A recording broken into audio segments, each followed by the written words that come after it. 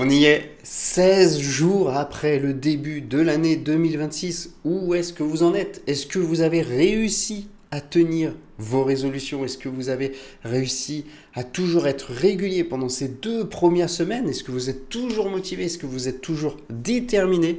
J'espère que oui, j'espère sincèrement que vous arrivez à tenir vos engagements que vous vous êtes fait avec vous-même. J'espère que vous avez réussi à implémenter ces nouvelles habitudes avec toutes les astuces que je vous ai données dans l'épisode précédent. Si vous ne l'avez pas encore vu, n'hésitez pas à aller le voir. Bref, aujourd'hui on va rentrer dans le concret. On va rentrer vraiment dans le concret. On va parler de comment commencer la calisthénie en 2026. Oui, j'ai rajouté le en 2026 pour vraiment attirer un petit peu plus les gens, mais en vérité c'est 2027-2028, ça sera plus ou moins toujours pareil, hein. Le sport il va pas réellement changer en soi. Bref, les amis, si vous ne me connaissez pas, je suis Damien et ma mission c'est de vous aider à ne plus stagner sur vos figures de force et surtout les débloquer, débloquer vos premières figures de force, le handstand, le muscle up, le front lever, le back lever, le drapeau, bref, toutes ces figures qui te résistent et surtout qui te font envie. Et ben moi, je t'aide à mettre une structure en place et une sorte d'accompagnement pour aller chercher ces figures pour que tu puisses enfin, toi aussi, être stylé. Parce que moi, c'est pour ça que j'ai commencé la calisthénie, c'était pour être stylé. Et maintenant, j'apprends aux autres à être stylé aussi parce que ce sport, c'est trop stylé, tout simplement. Bref, si jamais t'es bloqué, t'as envie d'ajouter un petit peu de structure ou t'as un point qui te bloque, qui te fait stagner, dans la description, il y a un petit lien qui te permettra de réserver un appel avec moi dans lequel on va discuter concrètement de ce que tu mets en place, de ce que tu veux atteindre et voir ce que moi je peux t'apporter. Bref, lien dans la description, n'hésite vraiment pas.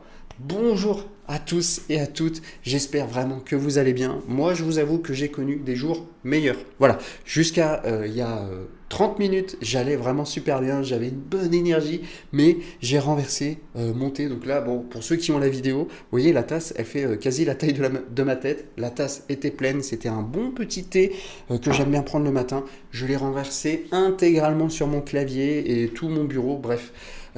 J'ai mon clavier est derrière en train de sécher. Alors je ne l'ai pas mis dans du riz parce qu'apparemment c'est pas ouf en fait de mettre dans le riz. Donc là je l'ai juste mis à sécher à l'envers. Je croise les doigts pour pas qu'il soit niqué parce que c'est le seul qui me reste. J'avais mon ancien clavier que j'avais gardé, je sais pas, peut-être il y a jusqu'à un mois. Et après, voilà, il y avait quelques touches qui déconnaient, mais il était toujours utilisable au cas où. Puis je me suis dit, ouais, c'est bon. Et du coup, je l'ai viré. Et là, voilà, bon, je me retrouve un petit peu dans le seau, comme on dit. Bref, il y a ma copine qui m'a passé son clavier. Donc, je peux quand même travailler un petit peu. Mais bon, elle va en avoir besoin aussi. Donc ça m'emmerde un petit peu. Bref. Voilà, sinon, tout va bien, les amis. Il s'est passé pas mal de choses, surtout niveau calisthénie pour ma part, dans ma pratique perso. Vous le savez, je me fais accompagner et on a fait un call. Donc pour ceux qui ne le savent pas, je me fais accompagner par Matteo Hera. Je pense que voilà, si vous êtes dans la pratique de la calisthénie, que vous cherchez à débloquer potentiellement votre full planche ou même la maltaise, je pense que c'est un nom qui vous parle parce qu'il est assez connu dans cet univers-là. Et je me fais accompagner par lui et franchement c'était une dinguerie. On a fait un call où moi je m'entraînais et lui il était derrière moi et il m'a poussé à faire des choses que j'avais jamais fait. Alors, certains diront qu'elle n'est pas valable, moi je m'en fous, mais j'ai fait ma première full planche, trop content. Voilà, il faudrait que je regarde la vidéo pour voir si vraiment il y a un hold, mais en tout cas c'est la meilleure full planche que j'ai fait de ma vie. Et vraiment c'était trop cool. Et il m'a poussé dans mes derniers retranchements, il m'a vraiment mis des petites claques dans la gueule pour vraiment que je me sorte les doigts du cul tout simplement. Parce que oui c'est bien beau, moi je vous dis, il faut mettre de l'intensité, il faut se pousser à bout, mais c'est des choses que j'ai conscientisées pour les figures, on va dire, le handstand push-up, la 90 push-up, le front lever, le back lever, c'est des choses que vraiment j'ai conscientisées, mais j'ai du mal à le conscientiser sur la full planche. Donc, j'avais du mal un petit peu à progresser vraiment à 100%. Voilà, c'est pas parce que moi je suis coach que je ne suis pas enseignable. Et du coup, avec Mathéo, on a bossé là-dessus et c'était vraiment trop cool. Donc, j'ai sorti ma première full planche, on va dire. Vraiment trop content. Là, il y a encore pas mal de boulot, mais je suis dans une dynamique de fou furieux. Voilà, bref, sinon, il s'est pas passé énormément de choses. Voilà, cette semaine, on accueille un nouvel élève dans l'accompagnement. Bienvenue à toi, Romain, si jamais tu écoutes ce podcast. Bienvenue à toi, on va tout déchirer, on va aller chercher ces tractions, on va aller chercher le muscle up, on va aller chercher le front lever, le handstand. Bref, je suis trop content de travailler avec ce nouvel élève. Là, ça va être trop bien. Bref, les amis, avant qu'on rentre dans le vif du sujet, et cette fois j'y ai pensé, je suis trop content, mais avant qu'on rentre dans le vif du sujet, n'hésitez pas à mettre 5 étoiles sur ce podcast, un épisode par semaine depuis qu'on a commencé, je crois bien que c'est le 12e, si je dis pas de bêtises, 12 ou 13e, bref, un épisode par semaine, on lâche pas, je vous livre de la valeur de fou furieux, vraiment. En fait, je vous donne plein de clés gratuitement que vous pouvez implémenter dans vos entraînements, dans votre vie en général pour améliorer votre santé, améliorer votre vie et surtout optimiser vos entraînements. Et là, cet épisode, si tu débutes la calisthénie, que tu as envie de faire de la calisthénie ou alors que vraiment tu as commencé depuis pas très longtemps, tu vas avoir plein de valeur dans cet épisode. Donc vraiment installe-toi, prends-toi un petit thé, ne le renverse pas sur ton clavier ou fais autre chose aussi. Très intéressant de faire autre chose pendant qu'on écoute un podcast. Moi, j'aime bien marcher ou courir quand j'écoute les podcasts. Toi, fais autre chose aussi. Profites-en pour ranger ta chambre. Profites-en pour faire la vaisselle, faire le ménage, marcher, faire tes 10 000 pas. Voilà, vraiment, n'hésite pas. Tu peux aussi l'écouter pendant ta séance de sport. Pourquoi pas? Je sais que moi, j'aimais bien passer un moment, mais ça me stimule pas assez pendant ma séance, donc du coup j'ai arrêté. Mais vraiment, n'hésite pas à faire autre chose pour rentabiliser ton temps. Bref, aujourd'hui, on va parler, vous l'avez vu dans le titre, je l'ai dit en introduction, on va parler de comment commencer la calisthénie en 2026. Qu'est-ce qu'on doit faire pour commencer la calisthénie et être sûr d'optimiser notre progression sans sacrifice ultime, parce qu'on n'est pas des athlètes professionnels, tout en se faisant plaisir et vraiment en allant chercher le long terme, donc en n'étant pas blessé dès le début, en évitant de faire n'importe quoi. Ok ? Donc déjà, avant, j'aimerais clarifier des choses. Je trouve que c'est super important d'apporter de la nuance et de clarifier certaines choses. Dans les formats courts, on ne peut pas vraiment apporter de nuance parce que les formats courts, c'est court par définition. Donc, si je regarde là, en fait, c'est que je coupe 2 minutes, mais si je regarde là à gauche, c'est qu'il y a ma fenêtre et en fait, j'attends un colis. Donc, du coup, j'ai vision directe sur la route et à savoir s'il va y avoir mon colis qui arrive ou pas. Bref, on reprend.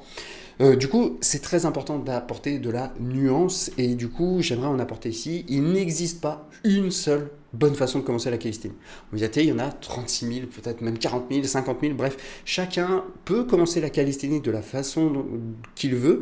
Quand on regarde tous les athlètes maintenant, personne n'a commencé exactement de la même façon. Okay ? Donc, il n'existe pas une bonne façon. Moi, je vais vous délivrer ma façon de voir les choses, ok. Ça ne veut pas dire que c'est la vérité absolue, mais je sais que ma façon, elle fonctionne, mais ça ne veut pas dire qu'elle va fonctionner pour tout le monde, ok. Rien ne vous interdit évidemment de l'essayer, je vous conseille de l'essayer, voir si ça fonctionne pour vous, mais ne partez pas du principe qu'il n'y a qu'une voie, qu'un seul chemin. Non, en vérité, il y en a tout plein, d'accord. Ensuite, chaque pratiquant, et je pense que vous en doutez, mais a un point de départ différent. Un skinny qui n'a jamais fait de sport de toute sa vie n'aura pas le même point de départ que quelqu'un qui commence la calisthénie après avoir fait 5-6 ans de musculation. Comme il n'aura pas le même point de départ que quelqu'un qui est en fort surpoids, voire obésité, et qui commence la calisthénie. Ok ? Les points de départ, votre façon de commencer la calisthénie, ce que vous allez mettre en place, va dépendre entièrement de votre point de départ. Ok ? Par exemple, tu maîtrises 0 traction, 0 dips, 0 pompe, tu vas pas commencer comme quelqu'un qui a déjà 10-15 tractions, 10-15 dips, bien comme il faut. Vous n'allez pas faire exactement les mêmes choses au début, ok ? Mais ne vous inquiétez pas, je vais tout vous expliquer dans cet épisode de podcast, sinon on n'en serait pas là. Bref, l'objectif, comme je l'ai dit, de cet épisode, c'est de vous donner des clés pour bien commencer la calisthénie en 2026, débloquer vos premières figures, solidifier vos bases, durer sur le long terme parce que c'est vraiment le plus important je pense et surtout prendre du plaisir à s'entraîner. C'est très important de prendre du plaisir à s'entraîner et aujourd'hui on a tendance à perdre un petit peu ce plaisir au profit de nos objectifs. On veut tellement atteindre par exemple la full planche qu'on en perd un petit peu cette flamme parce que on est trop focus sur une chose qui n'est pas forcément compliquée mais en tout cas on se prend trop la tête et au bout d'un moment on perd le plaisir. Et là je vais vous montrer un petit peu comment commencer et ne pas perdre ce plaisir. Okay ? Donc, moi, je vais vous donner une carte, pas un chemin unique. Et avec cette carte, libre à vous de tracer votre chemin jusqu'à votre destination finale, s'il en existe une. Parce que c'est ça qui est beau avec la calisthénie, c'est qu'il n'y a pas réellement de destination finale en fait. Il y a tellement de choses à explorer que je pense qu'une vie n'est pas suffisante pour tout explorer. Voilà, donc j'ai posé un petit peu le cadre. Alors, comme d'habitude, vu que là vous me voyez en vidéo, si je baisse un petit peu les yeux, c'est que j'ai mes notes juste en dessous. J'ai évidemment préparé l'épisode pour être sûr de ne rien oublier. Et voilà, tout simplement. Bref, et si je bouge beaucoup aussi, c'est que j'adore bouger quand je parle. Je trouve que ça me met un petit peu d'énergie. Bref, je vais arrêter de raconter ma vie. Là, on va parler du coup. Vous souhaitez commencer la calisthénie, vous avez un rêve, vous voulez débloquer votre équilibre, vous voulez débloquer votre front lever, mais j'aimerais casser vos croyances avant de commencer. Parce que, oh là là là là, après avoir discuté avec pas mal de personnes qui veulent commencer la calisthénie, pas mal de débutants qui veulent leur figure de calisthénie, il y a quand même quelques croyances. Alors, je ne les ai pas toutes listées parce que sinon, ça aurait été un épisode uniquement sur les croyances et c'était pas le but. Mais j'aimerais casser, on va dire, les 3 croyances, les principales croyances que j'ai remarquées. Donc, c'est parti. Croyance numéro 1, je dois faire de la musculation avant de me lancer en calisthénie. Non, non, non, non, non, non. Et si je ne l'ai pas dit, non. Non, tu ne fais pas de la musculation, tu ne vas pas à Basic Fit faire des machines et soulever des poids pour prendre de la force avant de commencer la calisthénie. Non, la musculation et la calisthénie sont 2 sports différents. Certes, qui ont des similitudes, mais c'est des sports différents. Donc, on ne fait pas de la musculation pour commencer la calisthénie. Non. Si vous voulez commencer de la calisthénie, faites de la calisthénie. Point.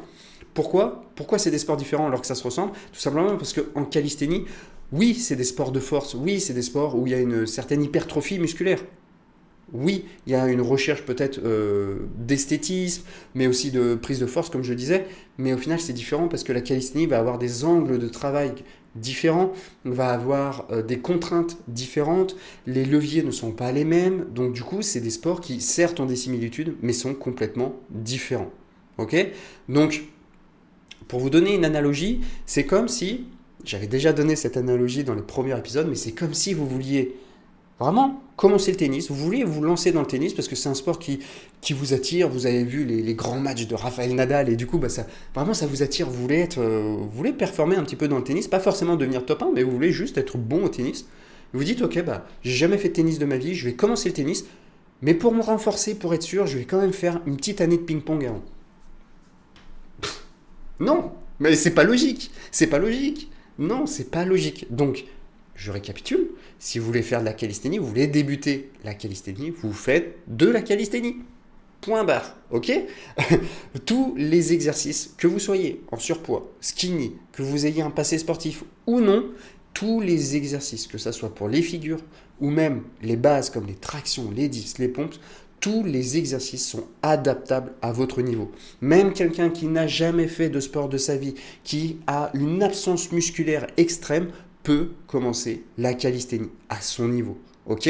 Donc tout est adaptable. La calisthénie n'est pas plus dure qu'un autre sport au début. Non. Il y a des débutants, après on prend de la force, on devient meilleur, etc. etc. Ok? Donc ça c'est vraiment très important de comprendre ça. Croyance numéro 2, c'est se dire que la calisthénie, c'est pas fait pour moi, c'est trop dur pour moi parce que je n'ai pas la bonne génétique. Je suis grand, je suis lourd. Ça, c'est une croyance. Pourquoi? Parce que la calisthénie, et j'en avais fait un post sur Instagram, d'ailleurs, je vous invite à me suivre sur Instagram et aussi à vous abonner à ma chaîne YouTube. On a repris vraiment une grosse activité. Si vous regardez cet épisode sur YouTube, là, c'est ma chaîne YouTube de podcast, mais j'ai ma chaîne YouTube principale où j'essaye de publier une vidéo par semaine. Donc, vraiment, n'hésitez pas à aller vous abonner, ça me ferait extrêmement plaisir et vous aurez full valeur comme d'habitude. Bref, le corps humain, il a évolué d'une façon... comment dire? Non, je vais reformuler ma phrase. Le corps humain est fait pour se pousser, se tirer, courir, se tracter, sauter. Bref, si tous nos muscles ont évolué comme ça, c'est pas pour rien. C'est parce qu'on les a utilisés de cette façon. Que vous soyez grand ou petit, vous avez exactement les mêmes muscles. Ce qui va différer, ça va être évidemment la grandeur, la grosseur, mais au final, on a les mêmes muscles. Donc, tout le monde a la génétique pour pratiquer la calisthénie. Il n'y a pas, par exemple, c'est pas parce que vous faites 1m90, 90 kg que c'est mort pour vous. Faites pas de calisthénie, oh là là. Mais non, vous ne pourrez pas. Vous ne pourrez pas, génétiquement, vous ne pouvez pas. Non. C'est complètement faux. Évidemment que la génétique va influencer potentiellement votre vitesse de progression, mais ça ne va pas définir si oui ou non vous allez réussir. Ok. Je vous donne un exemple. Quelqu'un de petit, qui fait 1m65, qui fait 58 kg, donc qui a une très bonne génétique pour la calisthénie. Si dans ses entraînements, il fait n'importe quoi, il met aucune intention, c'est-à-dire qu'il ne se donne pas à fond, il a un programme de merde, il a aucune régularité, aucune motivation, mais qui fait quand même de la calisthénie, il progressera beaucoup moins qu'un mec d'1m90 qui fait 90 kg, qui est full motivé, qui met de l'intention, qui veut progresser, qui fait exactement les bonnes choses, qui a une structure bien établie et qui se donne à fond. Ok ? Il n'y a qu'à regarder dans le top niveau, il y a des grands. Je pense notamment à Vincent Cali, qui est un monstre. C'est un monstre et qui a des full planches, des maltaises, mais magnifiques. Magnifiques. Ok ? Donc, bon, je vous donne l'exemple de Vincent Cali, mais en vérité, il y en a tout plein. Ok ? Mais vraiment, ne vous bridez pas avant de commencer. Ne vous bridez pas avant de commencer. Vous n'avez même pas commencé la calisthénie que déjà, vous vous mettez tout seul des bâtons dans les roues. Donc ça, on arrête impérativement.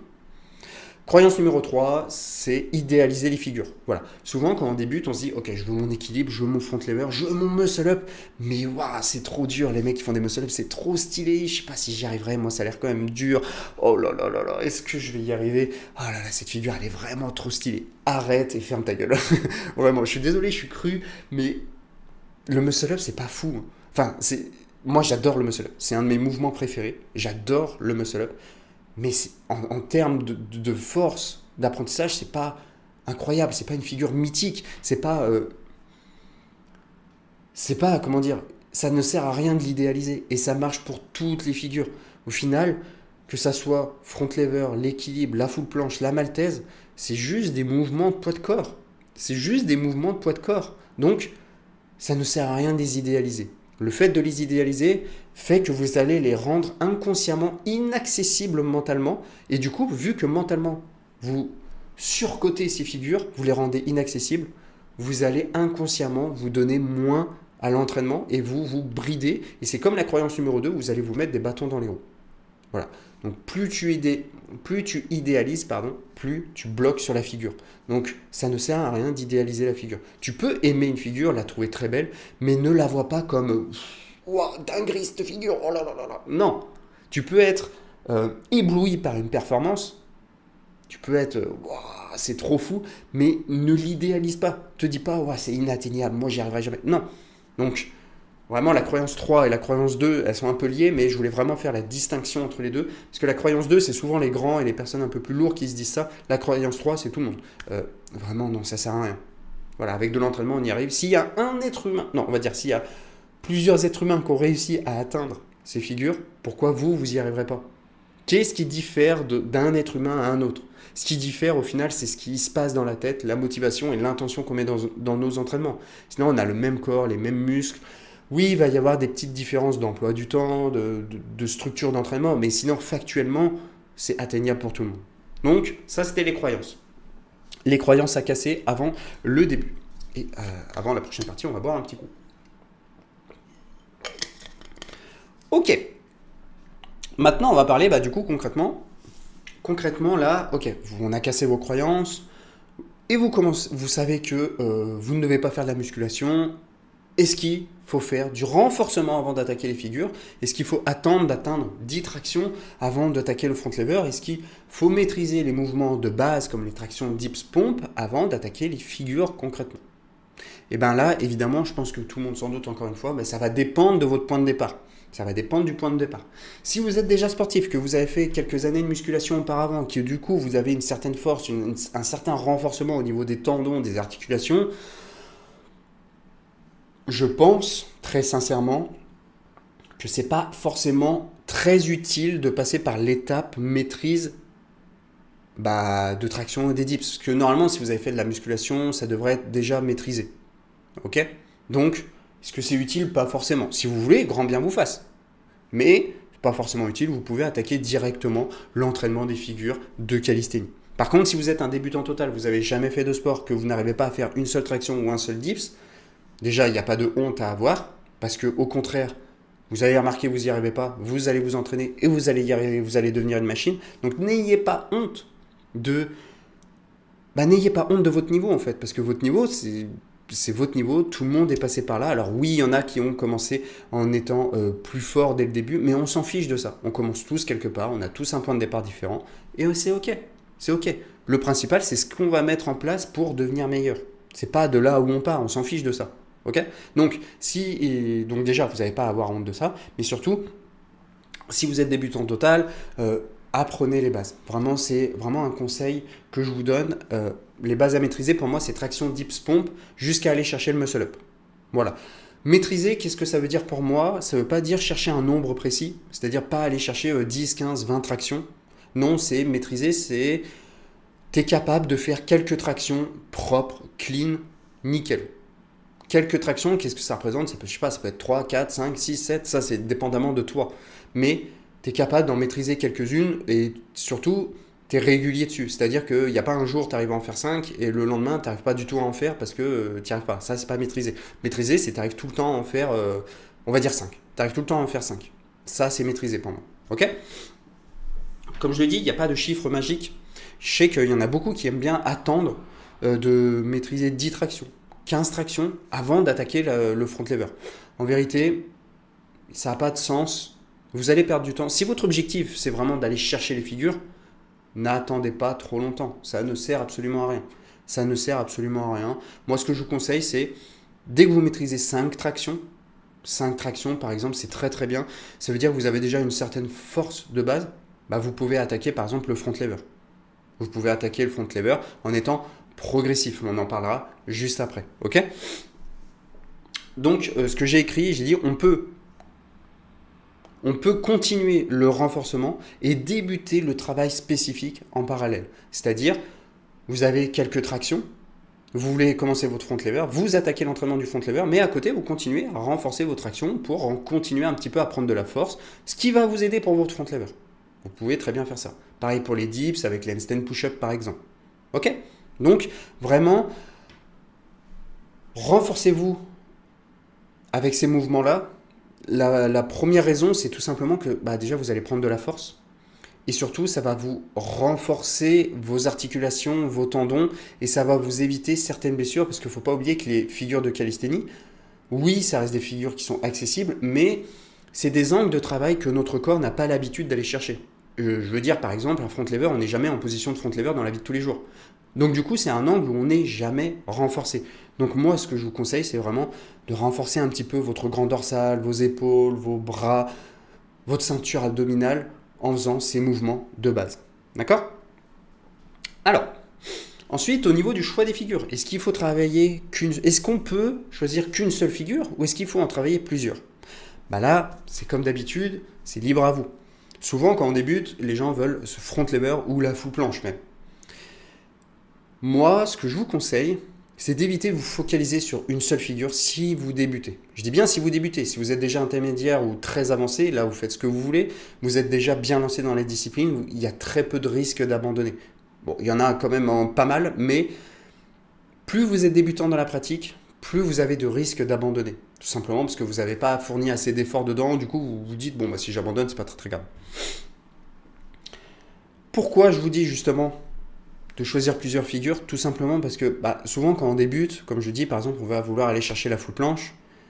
Et sauf que la full planche, certes c'est accessible, mais ça demande énormément de travail, énormément de patience, énormément de régularité, énormément de moments d'entraînement où potentiellement on va stagner, potentiellement on va pas voir des progrès chaque jour. C'est pas potentiellement, ça c'est sûr, les progrès ne vont pas se voir, on va pas forcément se voir évoluer, on va risquer d'abandonner parce qu'on va trouver ça trop long.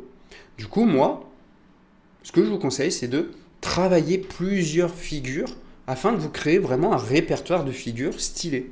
N'oubliez pas pourquoi vous avez commencé. Je pense que beaucoup de gens ont voulu commencer parce que vous avez voulu vous aussi faire des figures. Vraiment, vous avez voulu être stylé vous aussi, comme je disais en introduction. Donc, vraiment, faites-vous plaisir. Il y a des figures qui sont vraiment accessibles hyper rapidement. Je pense au elbow lever. Elbow lever qui est extrêmement décrié dans la sphère de la calisthénie parce que forcément, quand il y a un élite qui va dire, un élite ou un pro ou un athlète très avancé va dire ouais, l'elbow lever c'est de la merde. Oui, parce que comparé à ce que cet athlète est capable de faire, l'elbow lever c'est rien du tout. Mais un elbow lever pour quelqu'un qui n'a jamais fait de sport de sa vie, c'est génial. C'est génial. Et l'elbow lever, ça demande quelques jours de pratique. Ça demande juste une compréhension de comment placer ses coudes dans son ventre, comment gérer un petit peu l'équilibre. Mais c'est super accessible et c'est génial pour un débutant. Donc, n'écoutez pas tous ceux qui décrient les figures. Quand je dis décrire, c'est pas décrire, c'est décrier. C'est-à-dire qui vraiment disent des choses négatives sur certaines figures. Faites-vous kiffer. Ne vous enfermez pas de ce que disent les athlètes avancés. On s'en fiche. Si vous voulez faire des elbow lever de partout parce que ça vous fait kiffer, faites. Le elbow lever, il y a le L-sit également. L'équilibre, le skin the cat. Skin the cat qui n'est pas vraiment une figure, c'est plus une figure de transition. Il y a également le back lever. Back lever, et c'est vrai que... je vais citer une référence, du coup, c'est le Calivolution de Matt Braze. Je ne sais plus dans quel épisode, c'est un des derniers là, c'est peut-être le dernier ou l'avant-dernier, je ne me rappelle plus, le 49 ou le 50. Je suis désolé, mais déjà, je vous invite, si vous voulez commencer la calisthénie ou même si vous faites de la calisthénie, à aller écouter le Calivolution de Matt. C'est vraiment un super podcast. Je pense que c'est le premier podcast francophone sur la calisthénie, je pense. Peut-être, en tout cas, c'est le seul que je connais. Donc vraiment, n'hésitez pas. Et il le disait dans un des derniers épisodes, il parlait du back lever, il disait que c'était une figure oubliée. Et c'est vrai que maintenant, les figures, c'est front lever, planche, et tout le reste, on a l'impression que ça n'existe plus. Or, le back lever, en vrai, pareil, pour quelqu'un qui commence, et même qui commence à prendre de la force et qui commence à gérer un back lever, mais c'est trop bien. Le back lever, c'est stylé quand même. C'est stylé. Oui, pour quelqu'un qui fait des maltaises et qui fait des 10-10-10 en planche, le back lever, c'est rien du tout. Mais encore une fois, changer de prisme, et pour un débutant, un back lever, c'est trop stylé. Il n'y a qu'à aller dans un parc. S'il y a des débutants, faites un back lever, vous allez voir, ils vont péter leur crâne. Donc vraiment, n'ayez pas honte de travailler des figures qui sont plus accessibles que les figures d'élite. Ok ? Donc vraiment, moi ce que je vous conseille, c'est vraiment de tout explorer. Dragon Flag aussi, le drapeau, le Human Flag, on n'en voit plus des drapeaux. Le drapeau, certes, c'est une figure qui est accessible, mais c'est stylé le drapeau. Moi j'adore le drapeau. On n'en voit plus. Je trouve ça dommage. On voit toujours planche, front. Alors moi, bon, je suis content, j'adore ça. Mais c'est vrai qu'on voit plus les figures un peu pas de débutants, parce que c'est pas des figures de débutants non plus. Le back lever, ça demande quand même une certaine force, une certaine compréhension. Le drapeau aussi, ça reste des figures très très accessibles, qu'on peut avoir en quelques semaines, voire quelques mois. Mais vraiment, c'est dommage qu'on n'en voit plus, je trouve. Parce que ça change. Voilà. Donc vraiment, ne vous enfermez pas dans une seule figure absolument, parce que les autres, on nous a dit que c'était de la merde. C'est totalement faux. Ok ? Partie 5, comment travailler les figures intelligemment. Donc là, on va rentrer vraiment dans le un peu plus concret. Vous allez remarquer de toute façon dans cet épisode, je ne vais pas vous donner une liste d'exercices, je ne vais pas vous donner combien de répétitions vous devez faire, combien de temps sous tension vous devez chercher à avoir. Non, tout simplement parce que je dois rester général, parce que je ne peux pas vous donner quelque chose de concret. Parce que une chose que je vais donner à quelqu'un ne va pas forcément fonctionner par le voisin. Là, je vous donne juste des clés, et après, c'est à vous vraiment d'optimiser le tout pour vraiment aller chercher une progression sur le long terme. Ok ? Donc, pour progresser, il faut travailler la figure en elle-même. Voilà, au bout d'un moment, je pense que là, ça commence à être un petit peu compris. Mais si tu veux ton front lever, va falloir que tu fasses du front lever.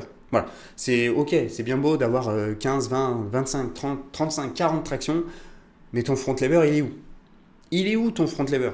Bah oui, tu l'as pas bossé, donc c'est normal que tu l'as pas. Donc si tu veux ton front lever, si tu veux ton équilibre, si tu veux tes handstand push-up, il faut travailler spécifiquement la figure. Et il faut la travailler, donc je prends l'exemple du front lever avec des exos spécifiques à cette figure. Spécifique, qu'est-ce que ça veut dire ? Ça veut dire qu'il reproduit un angle articulaire similaire, qui engage les mêmes muscles et qui correspond à la figure tout simplement, qui ressemble à la position de la figure. Donc par exemple pour le front lever, on peut citer 3 exercices principaux, il y en a d'autres évidemment, mais pour les 3 principaux, on peut citer le hold, le hold, le simple fait de tenir la position, les raises, donc, où il y en a qui disent press, donc c'est le fait tout simplement de chercher à lever les pieds, et les front pull-up. Voilà. Au bout d'un moment, quand vous allez atteindre un certain niveau en front lever, vos tractions ne serviront plus à rien, parce qu'elles ne seront plus assez spécifiques au travail du front lever. Les tractions au début vont être vraiment très utiles, notamment pour développer une force, pour pouvoir tenir par exemple une tuck, voire une advanced tuck. Mais arrivé au bout d'un moment où vous allez arriver par exemple sur de la one leg ou un début de full, vos tractions vont servir à rien du tout. Ok ? Ensuite, il faut faire un travail intense. Il faut faire un travail intense. Je le rappelle, figure de force. Dans figure de force, il y a le mot force. Donc, il faut qu'on travaille en force. Et pour travailler en force, il faut faire des efforts qui sont courts et très intenses. Ok ? Donc, on évite de faire des holds beaucoup trop longs. 10, 20, 30 secondes, ça ne sert à rien. Enfin, ça ne sert pas à rien, ça vous sera toujours utile, parce que tout n'est pas blanc, tout n'est pas noir. Il y a toujours un petit peu de nuance, donc forcément, même si vous faites des holds de 20 secondes, vous allez développer un tout petit peu de force, mais vous allez surtout développer de l'endurance. Et nous, ce qu'on cherche pour débloquer une figure, c'est de la force. C'est de la force. Donc, il faut faire du travail intense. Ok ? Donc, il faut faire des efforts courts et intenses. Donc, des petits holds. Quand je dis petits holds, c'est pas, par exemple, c'est pas vous faites une tuck pendant 5 secondes et vous lâchez. Non, il faut que pendant ces 5 secondes, ça soit très très dur, ça soit intense. RPE 9, 9 sur 10, difficulté 9 sur 10, ok ? Voire 10 sur 10. Voilà, vous devez donner quasi 100%. Évidemment, vous pouvez vous faire plaisir en allant chercher par exemple des petits combos de temps en temps. Si vous adorez faire des combos, vous pouvez pour garder un petit peu cette flamme. On s'en fout que les combos soient dégueulasses ou en advanced tuck, on s'en fiche. Mais il faut que le travail principal de vos figures soit en force et non pas avec des efforts longs. D'accord ? Ensuite, au niveau des progressions. Quand je parle de progression, je parle tuck, to advanced tuck, to one leg, to full pour le front lever. Ça ne sert à rien d'atteindre un certain nombre de secondes avant de passer à la suivante. C'est comme, au final, le renforcement. Ça ne sert à rien d'attendre d'avoir 10 secondes d'advanced tuck avant de passer à la one leg. Non. Moi, ce que je vous conseille, c'est, même si vous avez 5 secondes d'advanced tuck, c'est d'essayer de faire de la one leg. Voire peut-être que vous allez réussir à tenir une one leg pendant 2, voire 2 secondes et demie. Ce qui est déjà top. Ok ? Vous pouvez chevaucher les progressions. C'est pas vous pouvez, c'est vous devez chevaucher les progressions. C'est pas vous faites 10 secondes de tuck. Ok, j'ai 10 secondes de tuck, boum, je peux enfin déplier mes jambes. Ok, j'ai 10 secondes d'advanced tuck à 90 degrés. Ok, je débloque jusqu'à avoir un angle plus grand. Et ensuite, ok, j'ai 10 secondes en advanced tuck 60 degrés, bah boum, je passe à la one leg. Non, on chevauche. Si vous faites comme ça, mais vous allez attendre 1 an avant d'avoir vos front lever. Et surtout, comme je l'ai dit, plus l'effort devient long, plus vous travaillez en endurance de force et plus c'est de la force, moins vous allez progresser. Alors que si vous chevauchez, là, vous êtes toujours dans des efforts intenses. Et du coup, c'est toujours intense et vous progressez de fou. Ok ? Donc, un exemple concret, vous tenez 2 secondes de one leg, vous lancez votre front lever, vous faites vos 2 secondes de one leg bien propre et au moment où vous sentez que ça lâche beaucoup trop, boum, vous repliez vos jambes pour vous mettre en advanced tuck et gratter du temps sous tension jusqu'à arriver à 5-6 secondes, par exemple. C'est un exemple tout bête, mais vous pouvez faire comme ça. D'accord ? Être comme ça, déjà c'est être progressif. C'est très important d'être progressif quand on apprend ces figures, d'accord ? Donc vraiment, imaginons, voilà, vous avez fini vos bases, vous décidez vraiment d'attaquer vos figures de calisthénie, vous n'allez pas attaquer tout de suite à faire des full front lever. Non, vous allez attaquer avec une progression que vous arrivez à avoir du temps sous tension avec cette progression, d'accord ? Et petit à petit, vous passez aux suivantes en chevauchant le tout. Ensuite, au niveau de la bas de forme, je pense que maintenant c'est assez bien compris, mais je veux quand même le répéter, c'est que la bas de forme, c'est un passage qui est obligatoire. Vous ne pourrez pas être clean dès le début, c'est pas possible, ou alors vous ne progresserez jamais. Si vous voulez progresser de façon optimale, ne cherchez pas à être clean. Vous allez être bas de forme. La clean form ne sera qu'une conséquence de tout le travail que vous aurez fait auparavant, d'accord ? Vous ne pourrez pas être clean. Et tous les gens qui vous disent non, vous devez être clean, regardez leur première vidéo, vous verrez qu'ils n'étaient pas clean. Ils n'étaient pas clean. Tout le monde doit passer par la bas de forme, c'est obligé. Est-ce que ça veut dire qu'on doit rester en bas de forme ? Non, il faut toujours chercher à améliorer les petits points techniques, mais c'est pas parce que vous faites par exemple un front lever et que dès que votre bassin se casse, boum, vous devez arrêter la figure. Non, vous devez profiter un petit peu de ces secondes de temps sous tension, vous allez forcer, vous allez transpirer. Voilà. Une analogie que j'aime bien, c'est l'analogie de la conduite. Quand vous avez appris à conduire, vous vous ne conduisiez pas parfaitement de façon fluide, surtout si c'était la première fois que vous conduisez. Voilà, peut-être que vous vous trompiez dans les vitesses, vous avez calé, vous avez une conduite un peu saccadée, vous savez là, le boum boum boum boum boum. Peut-être que vous étiez, comment dire, vous donniez des gros coups de volant sans faire exprès, c'était pas fluide du tout. C'était pas fluide du tout, vous montez sur les trottoirs. Et maintenant, après plusieurs années de pratique, c'est fluide, c'est clean form votre conduite. Et encore, il y a encore des erreurs. Donc, vraiment, ne vous enfermez pas à vous dire « Ok, il faut que je fasse de la clean, il faut que je sois beau pour poster sur Instagram. » Non, parce que si tu cherches à faire ça, tu posteras jamais sur Instagram. Parce que tu ne seras jamais clean. Parce que tu n'auras jamais fait du travail auparavant en bas de forme. Donc, vraiment très important de passer par la bas de forme. J'ai adoré ce point, parce que c'est vraiment très important pour moi. On va passer au 6e. Là, je vous ai donné du coup les clés. Là, on va rentrer encore un peu plus dans le concret. Comment vous organiser? Donc moi, ce que je vous conseille, on se renforce au début. On essaie de maîtriser quelques tractions, dips, pompes, comme je vous le disais. Un repère, moi, que j'aime bien du coup donner à mes élèves et même aux gens qui débutent, c'est le muscle-up. Une fois que vraiment vous avez débloqué votre premier muscle-up, et je dis bien débloquer le premier muscle-up, je ne parle pas d'avoir un muscle-up clean form, je parle juste de débloquer le premier muscle-up. Moi, je considère qu'à partir du moment où on arrive à faire un muscle-up, on a une base suffisante pour commencer l'apprentissage des figures de calisthénie de force, à savoir front lever, back lever, le drapeau, toutes ces figures-là. Ok? Donc cherchez à débloquer votre premier muscle-up. Une fois que vous avez le premier muscle-up, vous pouvez commencer l'apprentissage des premières figures de force, tout en continuant à vous renforcer à côté si vous le souhaitez. Par exemple, à essayer de clean un petit peu votre muscle-up. Là, moi, je trouve que c'est parfait. À côté, en même temps que vous faites votre renforcement et que vous allez chercher à essayer d'atteindre votre muscle-up, ce que je vous conseille, c'est d'intégrer des figures le plus tôt possible. Il y a des figures que vous pouvez intégrer dès le début de votre pratique, peu importe votre point de départ.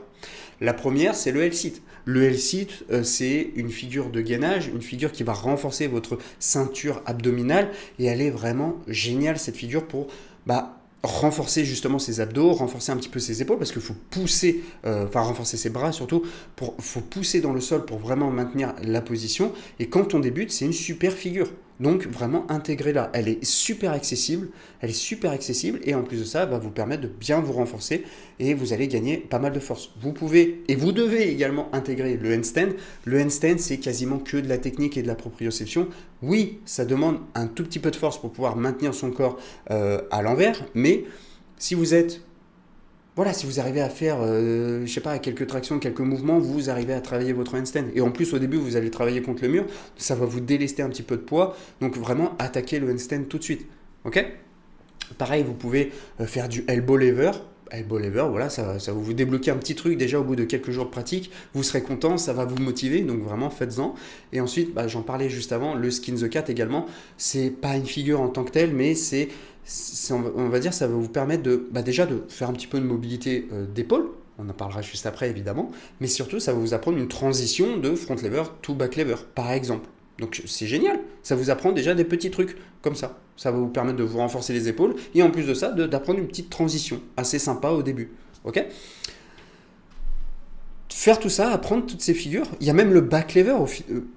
Back lever, alors j'avais noté le back lever, mais en vérité au début, est-ce que c'est pertinent? En vrai, vous pouvez, bien sûr, vous pouvez même travailler direct le front lever si vous voulez, mais le back lever, vous n'êtes pas forcément obligé. Là, les 4 premières, je vous ai dit, L-sit, handstand, elbow lever, skin the cat, c'est quasi obligatoire. Faites-les, en vrai, ça vous blessera pas de les faire. Le back lever, je mets un point d'interrogation, ok? Parce que ça demande quand même une certaine mobilité d'épaule et surtout de forcer en ayant le bras comme ça. Si vous n'êtes pas assez renforcé, vous pouvez vous blesser. Donc, back lever, à voir, on va dire, ok? J'en ai parlé, mais la mobilité, pareil, c'est à surtout pas négliger. Moi, j'ai longtemps négligé la mobilité. C'est que très récemment que j'ai intégré de la mobilité régulière dans mes entraînements. Avant ça, je n'ai jamais fait de mobilité parce que je n'aimais pas ça. Parce que je voyais la mobilité comme un sport à part de la calisthénie. Or, la mobilité fait partie intégrante de la calisthénie. Ça peut être un facteur limitant majeur. Vraiment, dans votre progression, moi, typiquement, il y a une figure que je trouve super belle, c'est le V-sit. J'adore le V-sit. Je ne sais pas pourquoi, j'adore le V-sit. Et aujourd'hui, je suis incapable de faire le V-sit parce que je n'ai pas encore la mobilité nécessaire au niveau des ischios. Parce que pendant trop longtemps, je n'avais pas travaillé cette mobilité. Donc là, évidemment, je suis en train de me rattraper. J'ai bientôt mon V-sit, mais euh, j'aurais pu l'avoir beaucoup plus tôt. Voilà, c'est pareil pour mon handstand. Mon handstand n'est pas parfaitement droit si vous regardez, tout simplement parce que j'ai une mauvaise ouverture des épaules, parce que j'ai beaucoup trop négligé ma mobilité. Handstand, je le maîtrise à 100%, je gère très bien l'équilibre, mais j'ai pas une ligne parfaitement droite. Et ça m'emmerde un petit peu. Donc du coup, évidemment, je travaille dessus. Et aussi, quand je me mets en straddle, notamment pour travailler la planche, ma straddle n'est pas tant écartée que ça, parce que j'ai pas un grand écart incroyable.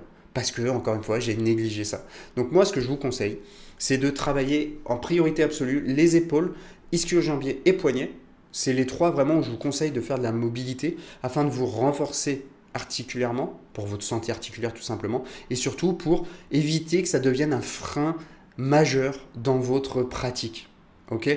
Donc vraiment intégrer des exercices directement dans votre routine d'entraînement. Vous mettez ça, soit vous dédiez des séances complètes à la mobilité, soit vous intégrez ça dans vos séances directement, vous faites comme vous voulez, mais faites de la mobilité au plus tôt. Croyez-moi que ça va vous éviter bien des malheurs. Voilà, bon, des malheurs, j'abuse un peu, mais je pense que vous voyez ce que je veux dire. 8, partie 8, non, partie 7, pourquoi j'ai mis 8? Bref, on s'en fiche. Prochaine partie, mental et plaisir. C'est la clé du long terme. Au début, vous allez prendre du plaisir, parce que c'est tout nouveau, vous débloquez vos premières figures, vous progressez de façon exponentielle. Au début, vous avez 0 traction, au bout de 2 semaines, vous en avez 15. Bref, enfin bon, j'exagère un petit peu, mais vous voyez ce que je veux dire. La calisthénie, sur le long terme, ça doit rester du plaisir. Vous ne devez pas vous enfermer dans une prison. En fait, vous ne devez pas transformer l'entraînement en prison. Non, vous devez vraiment kiffer vos entraînements. Tout le temps. Alors, ça ne veut pas dire que vous allez vraiment kiffer tous vos entraînements. Il y aura des entraînements que vous allez moins aimer que d'autres. Mais globalement, quand vous prenez un tout petit peu de recul, vous devez vous dire, est-ce que j'aime ce que je fais ? Si la réponse est oui, continuez. Si la réponse est non, changez. Changez de structure d'entraînement, changez peut-être d'objectif, changez quelque chose. Si vous prenez aucun plaisir, vous allez abandonner au bout d'un moment. Okay ? Il faut vraiment que vous trouviez du sens dans ce que vous faites. D'accord ? C'est vraiment super important. Le plaisir, faut pas oublier que le sport, c'est un privilège de pouvoir en faire. D'accord ? Et du coup, si vous prenez aucun plaisir, et surtout en calisthénie en fait, si vous prenez aucun plaisir en calisthénie, changez de structure, changez d'objectif. Et si, encore une fois, vous n'arrivez pas à prendre de plaisir, changez de sport. Parce que sans plaisir, vous n'irez pas loin du tout. Je prends mon exemple. Moi, pour ceux qui m'ont suivi mes vlogs sur ma chaîne YouTube, vous avez vu que de mon premier vlog à mon dernier, ma progression en planche, elle est minime. Okay ? Et je suis OK avec ça. Je sais pourquoi j'ai stagné, je sais pourquoi j'en ai énormément chié. Je suis en train de casser toutes ces portes. Mais bref, ma progression a été très très lente en planche. Mais pourtant, je kiffais mes entraînements planche, malgré que la progression n'était pas là. Je kiffais. Et c'est ce qui fait que je suis encore là aujourd'hui. C'est ce qui fait que je continue le travail de la planche. C'est pas juste parce que je veux la full planche. C'est beaucoup plus puissant que ça. Ok ? Donc vraiment, cherchez à prendre du plaisir. Voilà. Et prendre du plaisir ne veut pas dire faire n'importe quoi pendant ces entraînements parce que vous faites plaisir. Non, vous pouvez avoir une structure, d'accord ? Mais il ne faut pas juste que cette structure d'entraînement vous enferme. Et surtout, il ne faut pas que cette structure vous empêche de prendre du plaisir. Si, voilà, ça fait 2 semaines que vous suivez une structure, vous en avez un peu marre, vous avez envie de sortir de cette structure, faites. Faites un entraînement avec les potes et essayez de vous lâcher. Faites-vous plaisir tout simplement. Ok ? Mais ne vous entraînez pas tout le temps au feeling, tout le temps. Non, soyez intelligent dans vos entraînements. Prochaine partie, social et environnement. Très important, c'est d'éviter, avec la calisthénie, de s'enfermer tout seul, de s'entraîner tout le temps tout seul. Très important d'élargir son cercle, d'aller dans les parcs de calisthénie, rencontrer du monde, rencontrer d'autres pratiquants, aller dans les rassos, aller voir des compètes, participer à des compétitions. Vraiment, ouvrez-vous aux autres. Et c'est comme ça que vous allez apprendre. Parce que oui, on peut apprendre sur les réseaux, on peut rencontrer du monde sur les réseaux, c'est très très bien. Mais en vrai, c'est autre chose, c'est une autre vibe. Et peut-être que vous allez rencontrer vos futurs amis. Vraiment. Donc, si vous voulez optimiser votre progression, optimiser le plaisir que vous prenez dans la pratique et vraiment avoir un maximum de conseils, de valeurs et potentiellement donner des conseils et de la valeur aux autres, ouvrez-vous aux autres, allez parler aux gens, allez parler aux débutants que vous voyez galérer un peu, allez les aider. N'hésitez pas à demander, vous voyez un gars qui fait des figures de fou, allez le voir et demandez-lui des conseils. Vraiment, personne ne va vous juger, personne ne va vous recaler, personne ne va vous dire d'aller vous faire foutre. Parce qu'en calisthénie, on est trop bien en fait, on est des mecs trop bien. Donc vraiment, n'hésitez pas. Très bien ? Voilà, j'ai donné à peu près toutes les clés pour moi qui sont essentielles avant de commencer. Donc comme je l'ai dit, je n'ai pas à donner d'exercice précis, tout simplement parce que ça fera l'objet d'un futur épisode de podcast. Je vais essayer de dédier un épisode par figure, donc muscle up, back lever, front lever, handstand push-up, le drapeau. Bref, je vais essayer de vraiment dédier à chaque fois un épisode par figure. Je ne sais pas si ça va être direct les prochains épisodes, mais on verra.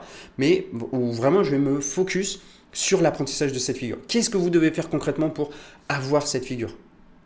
Voilà, je vous donnerai vraiment toutes les clés. Là, je vous ai donné des clés pour commencer la calisthénie, pour rentrer dans ce monde de la calisthénie. Qu'est-ce que vous devez faire dès le début? Là, vous savez. Ok? Donc, je rappelle, on évite de s'enfermer dans une prison. On prend du plaisir, on renforce ses bases pour éviter de se blesser bêtement, mais en même temps on ne perd pas trop de temps sur les bases, on attaque les figures au plus vite parce que, je ne l'ai pas dit, mais le meilleur moyen de se renforcer pour une figure, c'est de faire la figure. C'est tout bête, mais voilà, on n'apprend pas à faire des tractions en allant courir. C'est logique, c'est pareil pour les figures de calisthénie. On n'apprend pas l'équilibre en faisant des dips. Non. Donc, voilà les amis, j'espère que vous avez kiffé cet épisode. Moi j'ai bien aimé, là je trouvais que j'étais dans une bonne dynamique, malgré que j'ai mon clavier. Bref, ouais, j'avais toujours ça au coin de ma tête, hein. Je me disais putain, mon clavier ça me fait chier. Bref, je viens de dire plein de gros mots, j'espère juste que je vais pas être... on verra. J'espère juste que je ne vais pas être ban dans cet épisode. Peut-être que je mettrai des petits bips, on verra. Bref, les amis, merci à tous d'avoir écouté cet épisode. C'était un gros plaisir. J'espère que vous, si vous avez appris des choses, n'hésitez pas à me le faire savoir. Déjà d'une, en mettant 5 étoiles sur cet épisode, mais aussi en mettant un petit commentaire. Et dites-moi aussi quels futurs épisodes vous aimeriez avoir. Est-ce que vous aimeriez avoir un épisode plus basé sur l'entraînement ou plus basé sur le mindset, le mental, l'hygiène de vie, l'optimisation? Bref. Les amis, c'était un plaisir. Merci à tous de m'avoir écouté. Je vous dis à la semaine prochaine pour un futur épisode. Ciao tout le monde!